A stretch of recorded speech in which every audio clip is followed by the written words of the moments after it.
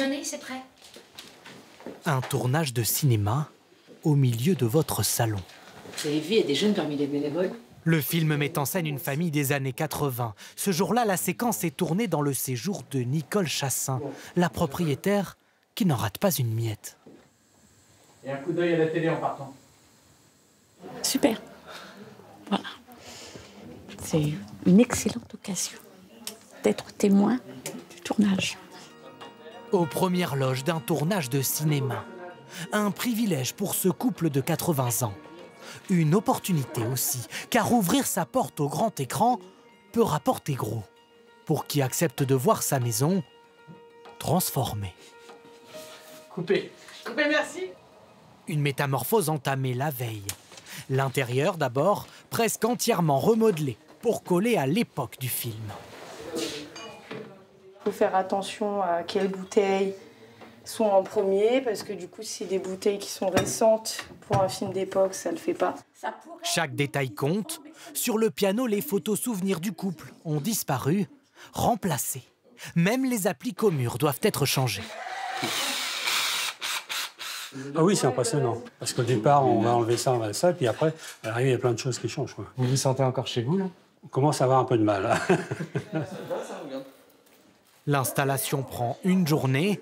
Responsable des décors, Léa Alric ne s'interdit rien. C'est la règle. Le canapé, des polars. Parfois, on doit repeindre les murs. Enfin, il peut y avoir plusieurs interventions. Ça peut arriver qu'il y ait des murs détruits ou reconstruits. Il y a un peu de tout. Quoi qu'il arrive, la production s'engage à tout remettre en état. De quoi rassurer ce couple de retraités. Il y a une dizaine d'années, ils ont accepté de figurer sur le catalogue d'une agence de repérage. Pour ce premier tournage, ils percevront une indemnisation.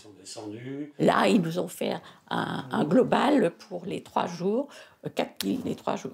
Pour un propriétaire, c'est quand même intéressant, mais moi, je trouve que c'est pas non plus fulgurant, exorbitant, parce que vous voyez ce que ça représente comme implication. Guy et Nicole Chassin ne sont pas les seuls à louer leur domicile à la journée. Sur Internet, des dizaines d'annonces. 300 € par exemple pour cet appartement au centre-ville de Lyon. Près de 3 000 pour ce loft proche des Champs-Élysées à Paris. Le cœur de cible, des entreprises en quête d'un lieu convivial pour leur séminaire. Je vous en prie. Cette agence de communication a choisi de se réunir dans le séjour de ce souplex au cœur du 11e arrondissement de Paris.